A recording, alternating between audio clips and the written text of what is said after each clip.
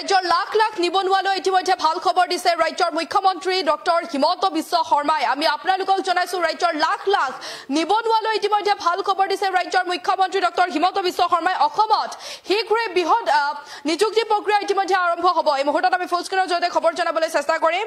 লাখ লাখ নিবনুৱালৈ ভাল খবৰ দিছে ৰাজ্যৰ মুখ্যমন্ত্ৰী ডক্টৰ হিমন্ত বিশ্ব শৰ্মাই। অসমত আকৌ ৩৫,০০০ পদৰ বাবে আৰম্ভ হ'ব বিজ্ঞাপন আৰু বিভিন্ন বিভাগত যেনেকৈ খালী হৈছে চৰকাৰী পদসমূহ ইতিমধ্যে খালী হোৱা পৰিলক্ষিত হৈছে। কিদৰে আবেদন কৰিব সেয়া আমি আপোনালোকক জনাম। অসমত আকৌ হ'ব ৩৫,০০০ নতুন নিযুক্তিৰ বিজ্ঞাপন। আমি এই মুহূৰ্তত খবৰ জনাইছো অসমত শীঘ্ৰেই হ'ব বৃহৎ নিযুক্তি প্ৰক্ৰিয়া। অসমত অতি শীঘ্ৰেই আৰম্ভ হ'ব। মুখ্যমন্ত্ৰী ডক্টৰ হিমন্ত বিশ্ব শৰ্মাই আজি এই কথা ঘোষণা কৰিছে। গুৰুত্বপূৰ্ণ খবৰ জনাইছো ৰাজ্যৰ লাখ লাখ নিবনুৱালৈ ইতিমধ্যে ভাল খবৰ দিছে। কেইবাটাও চৰকাৰী বিভাগত খালী হৈছে পদ আৰু একেলগে ৩৫,০০০ নিবনুৱাক সংস্থাপন দিব এতিয়া ৰাজ্য চৰকাৰে। আৰু জুলাই মাহৰ পৰাই আৰম্ভ হ'ব আবেদন প্ৰক্ৰিয়া। ইতিমধ্যে জুলাই মাহৰ পৰা আৰম্ভ হ'ব বুলি ইতিমধ্যে মুখ্যমন্ত্ৰীগৰাকীয়ে আজি এই কথা উল্লেখ কৰিছে। যেনেকৈ ৩৫,০০০ চাকৰিৰ বাবে বিজ্ঞাপন প্ৰকাশ পাব। কেইবাটাও চৰকাৰী বিভাগত খালী হৈছে পদ খালী হৈছে। একেলগে ৩৫,০০০ নিবনুৱাক সংস্থাপন দিব এতিয়া ৰাজ্য চৰকাৰে। জুলাই মাহৰ পৰাই আৰম্ভ হ'ব ৩৫,০০০ চাকৰিৰ আবেদনৰ প্ৰক্ৰিয়া। ১ লাখ নহয় ১.৫ লাখ চৰকাৰী চাকৰি দিয়াৰ ঘোষণা কৰিছে মুখ্যমন্ত্ৰীয়ে।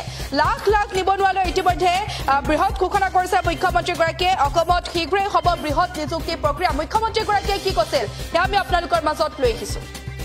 নতুন চাকৰিৰ পথ আমি মুকলি কৰি দিছো। ১ লাখ চাকৰিৰ পৰ্যায় শেষ কৰি এতিয়া আমি আৰু ৩৫,০০০ নতুন চাকৰিৰ পথ আমি মুকলি কৰি দিছো। বিজ্ঞাপন আদি খুলি দিছো। জুলাই মাহত ইয়াৰো বিজ্ঞাপন হ'ব আৰু ২৪ৰ ভিতৰত সেই নিযুক্তিৰ প্ৰক্ৰিয়াও আমি শেষ কৰিম। প্ৰতিশ্ৰুতি দিছিলো ১ লাখ, হয়তো ২০২৬লৈকে যাওঁতে যাওঁতে ই ১.৫ লাখ পাৰ হৈ যাবগৈ। এই ধৰণে আজি আমি অসমখনক সজাই পৰাই তুলিছো। ১ লাখ চাকৰিৰ পৰ্যায় শেষ কৰি এতিয়া আমি আৰু ৩৫,০০০ নতুন চাকৰিৰ পথ আমি মুকলি কৰি দিছো। বিজ্ঞাপন আদি খুলি দিছো। জুলাই মাহত ইয়াৰো বিজ্ঞাপন হ'ব আৰু ২৪ৰ ভিতৰত সেই নিযুক্তিৰ প্ৰক্ৰিয়াও আমি শেষ কৰিম। প্ৰতিশ্ৰুতি দিছিলো ১ লাখ, হয়তো ২০২৬লৈকে যাওঁতে যাওঁতে ই ১.৫ লাখ পাৰ হৈ যাবগৈ। এই ধৰণে আজি আমি অসমখনক সজাই পৰাই তুলিছো। ১ লাখ লাখ নিবনুৱালৈ যেনেকৈ বৃহৎ ঘোষণা কৰিছে মুখ্যমন্ত্ৰীগৰাকীয়ে। অসমত অতি শীঘ্ৰেই বৃহৎ নিযুক্তি প্ৰক্ৰিয়া হ'ব আৰু কেইবাটাও চৰকাৰী বিভাগত ইতিমধ্যে পদ খালী হৈছে। একেলগে ৩৫,০০০ নিবনুৱাক সংস্থাপন দিব এতিয়া ৰাজ্য চৰকাৰে। আৰু জুলাই মাহৰ পৰাই আৰম্ভ হ'ব ৩৫,০০০ চাকৰিৰ আবেদনৰ প্ৰক্ৰিয়া। জুলাই মাহৰ পৰাই আৰম্ভ হ'ব। ১ লাখ নহয় ১.৫ লাখ চৰকাৰী চাকৰি দিয়াৰ কথা ইতিমধ্যে ঘোষণা কৰিছে। লাখ লাখ নিবনুৱালৈ বৃহৎ ঘোষণা কৰিছে মুখ্যমন্ত্ৰীগৰাকীয়ে।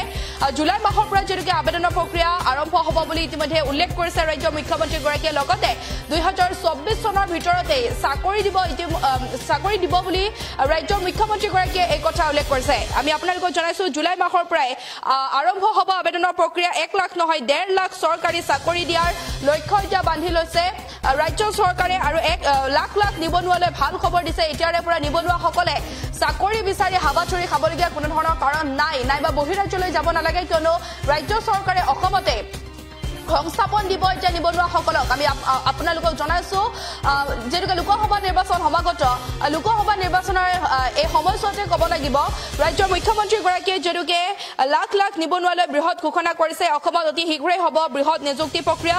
বৃহৎ নিযুক্তি প্ৰক্ৰিয়া অসমত অতি শীঘ্ৰেই হ'ব আৰু অসমত আকৌ ৩৫,০০০ পদৰ বাবে আৰম্ভ বিজ্ঞাপন। বিভিন্ন বিভাগত খালী হৈছে পদ খালী হৈছে আৰু যেনেকৈ জুলাই মাহৰ পৰা আবেদনৰ প্ৰক্ৰিয়া আৰম্ভ হ'ব বুলি ৰাজ্যৰ মুখ্যমন্ত্ৰীগৰাকীয়ে কথা উল্লেখ কৰিছে। পুনৰবাৰ মুখ্যমন্ত্ৰীগৰাকীয়ে কি কৈছিল সেয়া আমি আপোনালোকৰ মাজত লৈ আহিছো।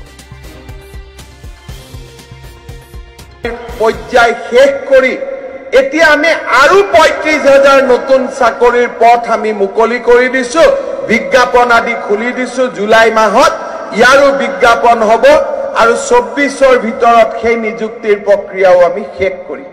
প্ৰতিশ্ৰুতি দিছিলো ১ লাখ, হয়তো ২০২৬লৈকে যাওঁতে যাওঁতে ই ১.৫ লাখ পাৰ হৈ যাবগৈ। এই ধৰণে আজি আমি অসমখনক সজাই পৰাই তুলিছো।